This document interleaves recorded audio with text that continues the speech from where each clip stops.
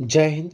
Gujarati study education ચેનલમાં તમારા દરેક મિત્રોનું હાર્દિક સ્વાગત છે. તો મિત્રો આજે આપણે વિડીયોમાં જોવાના છીએ કે આજનું એટલે કે તારીખ 15/3/2024 મિત્રો જે ધોરણ 12નું મિત્રો જે મનોવિજ્ઞાનનું પેપર છે એ મનોવિજ્ઞાનના પેપર માટે મિત્રો મોસ્ટ આઈએમપી મિત્રો તમારા સમક્ષ આપણે પેપર મૂકીએ છીએ.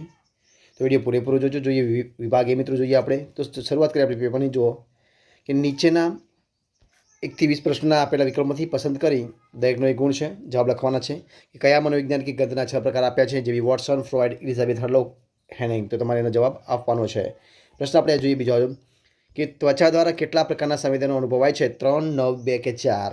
થોન્ડાઈ કે બિલાડી પરના પ્રયોગમાં બિલાડીને કેટલા પ્રયત્ન શિક્ષણમાં મળ્યું હતું? 6, 24, 12 કે 18. તો તમારો જવાબ એનો આપવાનો છે. કોહલરે કયા પ્રાણી પર પ્રયોગ કર્યા હતા? ઉંદર, બિલાડી, કૂતરો કે ચિમ્પાન્જી. તમારે એના પર જવાબ આપવાનો છે. કેટલી બુદ્ધિ ક્ષમતા ધરાવનાર વ્યક્તિનો સમાવેશ સામાન્ય કક્ષામાં થાય છે? 120 થી 130, 90 થી 109, 70 થી 79 અને 80 થી 89. તો જવાબ શું આવશે તમારે લખવાનું છે. રેવાની બુદ્ધિ કસોટી કઈ સાલમાં રચવામાં આવી હતી? ઈસવી 1920, ઈસવી 1940, ઈસવી 1936, ઈસવી 1967. તો જવાબ શું આવશે તમારે લખવાનો છે. પ્રશ્ન આપણે આગળ જોઈએ કે મનોવલણ જન્મજાત જ નહીં પરંતુ કેવા હોય છે? તો અપેક્ષિત, અનિવાર્ય, સંપાદિત કે કાયમી. ત્યારબાદ આપણે આગળ કે માનવીના મનમાં રૂઢ થયેલા ખોટા ખ્યાલોને શું કહે છે? મનોવલણ, પૂર્વગ્રહ, અભિસંધાન કે સામાજિકરણ. તમારે લખવાનું છે. માનવજાતને ભારતની અપ્રતિમ ભેટ કઈ છે? ધ્યાન અને યોગ, સંગીત અને નૃત્ય, અભિસંધાન અથવા વ્યાયામ. તમારે લખવાનું છે.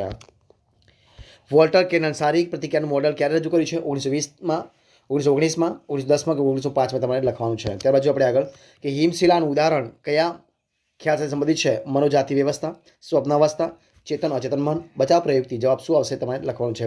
અજ્ઞાત કે અભાનપણે અહમને ટકાવી રાખવાનું પ્રયુક્તિને શું કહેવામાં આવે છે? દમન, બચાવ પ્રયુક્તિ, વ્યક્તિત્વ કે સ્વપ્ન અવસ્થા. તમારે લખવાનું છે. અસાકારક સલાહના લક્ષણો નીચેનામાંથી કોણે આપે દર્શાવે છે? પેટરસન, મોર્ગન, જેબી વોટસન કે ફ્રોઇડ. તમારે લખવાનું છે. ત્યારબાદ જોઈએ આપણે આગળ પ્રશ્ન કે મહેશ યોગી દ્વારા કયા ધ્યાનનો પ્રસાર થયો છે?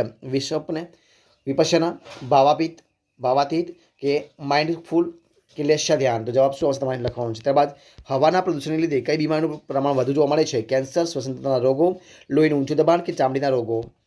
રેફ્રિજરેટરમાં કયા વાયુનો ઉપયોગ થાય છે? ઓક્સિજન, ક્લોરોફ્લોરોકાર્બન, કાર્બન ડાયોક્સાઇડ કે નાઇટ્રોજન.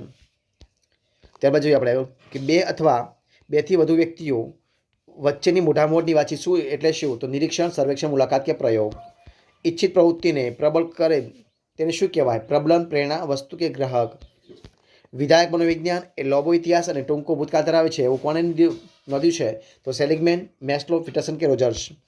બિનશાબ્દિક સંકેતોના પારખોમાં કોણે વધુ કુશળ જોવા મળે છે? સ્ત્રીઓ, પુરુષ કે બંને સરખા કુશળ જોવા મળે છે કે કંઈક ન કહી શકાય? તો આ હતો આપણે વિભાગ બી જોઈએ આપણે કે નીચેના 21-30 પ્રશ્નના ઉત્તર એક વાક્યમાં લખવાના છે. દરેકનો એક પ્રશ્નનો ગુણ છે. કુલ 10 માર્કના પ્રશ્નો છે. કડવો સ્વાદ જીભના કયા ભાગથી પારખી શકાય છે? ઓલા ચિમ્પાન્જી પર આંતરસૂચના પ્રયોગો કયા ટાપુ પર કરેલા છે? ત્યારબાદ આપણે જોઈએ કે શાબ્દિક કસોટી કોને કહેવાય છે? અને સમૂહ માધ્યમના સાધનો નામ આપવાના છે. માનવશારીરિક રોગો એટલે શું?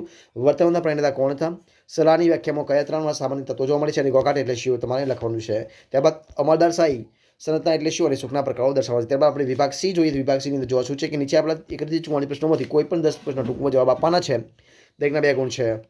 ત્યારબાદ જોઈએ આપણે કે ધ્યાનને આકર્ષનારા વ્યક્તિલક્ષી ઘટકો જણાવવાના છે. અને ધ્યાનનો કેન્દ્ર પ્રદેશ એટલે શું? વિધાયક પ્રબળ એટલે શું? ઉદાહરણ સહિત સમજાવવાનું છે. બુદ્ધિઆંકનું સૂત્ર ઉદાહરણ સહિત સમજાવવાનું છે. અને મનોવલણના સ્વરૂપના કોઈ પણ 4 મુદ્દાઓ સમજાવવાના છે.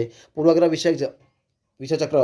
વિચક્ર જન્માવે છે સમજાવવાનું છે. ત્યારબાદ મિત્રો આપણે જોઈએ કે WHO આપેલ માનસિક સ્વાસ્થ્યની વ્યાખ્યા આપવાની છે. અને રિપ્ટેક પ્રક્રિયા એટલે શું? ઉપરી અહમની સમજૂતી આપવાની છે. સલાહથી કોને કહેવાય? અને યોગના 8 અંગોના નામ આપવાના છે. ત્યારબાદ આપણે જોઈએ કે કટ લેવીને જીવન અવકાશનો ખ્યાલ સમજાવો. કટ લેવિનનો. અને વિજ્ઞાપનની અસરકારકતા માટે કયા પરિબળો નિર્ણાયક બને છે? ભણેલા લોકો કોનાથી વધુ સુખી હોય છે? ત્યારબાદ આપણે જોઈએ વિભાગ ડી વિશે જોઈએ. તો વિભાગ ડીમાં કે નીચે આપેલા જે 45 થી 58 પ્રશ્નો છે એમાંથી કોઈ પણ 10 પ્રશ્નના મુદ્દા ઉત્તર આપવાના છે. દરેકના 3 ગુણ છે. ટોટલ 30 ગુણ છે. બરાબર છે. જોઈએ પ્રશ્ન આગળ આપણે તો કે ઊંડાઈના એક નિત્રીય સંકેતો જણાવી કોઈ પણ 2 સમજાવવાના છે. થોર્નડાઇકનો પ્રયોગ સમજાવવાનો છે. બુદ્ધિ અંગેના સામાન્ય સંભવિતના આલેખની સમજૂતી આપવાની છે. પ્રતિભા સંપન્ન લક્ષણો સમજાવવાના છે. મનોવલણનો જૂથ વ્યાપી હોય છે અને સવિસ્તર સમજાવવાનું છે. કાયદા દ્વારા પૂર્વગ્રહ ઘટાડી ઘટાડી શકાય કે તે ઉદાહરણ સમજી આપવાની છે. ત્યારબાદ આપણે જોઈએ કે લેઝર્સે આપેલા મૂલ્યાંકનના તબક્કાઓ સમજાવવાના છે. અને મનોશારીરિક રોગો તરીકે ડાયાબિટીસ સમજાવવાની છે અને મનોપચાર અને સલાહ વચ્ચેના 3 તફાવતો લખવાના છે. પ્રાણાયામ વિશે નોંધ લખવાની છે. પર્યાવરણને બચાવવાના ઉપાય તરીકે સ્વૈચ્છિક સાદગીની સમજૂતી આપવાની છે. પુનઃ ઉપયોગ અને ઉર્જા સંરક્ષણની સમજૂતી આપવાની છે. ત્યારબાદ આપણે જોઈએ કે લેખિત કસોટીની સમજૂતી આપવાની છે. લગ્નના કાયદાઓ જણાવવાના છે. હવે આપણે જોઈએ વિભાગ ઈમાં જોઈએ કે નીચે આપેલા 59 પ્રશ્નોમાંથી કોઈ પણ 4 પ્રશ્નોના સવી રીતે ઉત્તર લખવાના છે. દરેકના 5 ગુણ છે, ટોટલ 20 ગુણ છે. જોઈએ તો આપણે પ્રયત્ન કરીએ તો જો કે ધ્યાનના વસ્તુલક્ષી નિર્ધારકો ઉદાહરણ સહિત સમજાવો અને પ્રતિક્રિયાના સંગઠનનો નિયમો સમજાવવાનો છે. ત્યારબાદ સ્કિનરની સમસ્યા પેટીની સંરચના અને તેની પ્રયોગ સમજાવવાનો છે. કોહલરે ચિમ્પાન્જી પર કરેલા પ્રયોગો જણાવી 2 લાકડીવાળો પ્રયોગ સવિસ્તર સમજાવવાનો છે. ત્યારબાદ ગાર્ડનનો બહુવિધ બુદ્ધિનો સિદ્ધાંત સમજાવવાનો છે. તો અને ગ્રીન હાઉસની અસર વિગત સમજાવવાનું છે. મિત્રો આ હતું તો આજનું આપણે પેપર. જો તમને વિડીયો ગમ્યો તો લાઈક, કોમેન્ટ, સબસ્ક્રાઇબ જરૂરથી કરનાર. મળીએ વિડીયોમાં. ત્યાં સુધી જય હિન્દ, જય ભારત.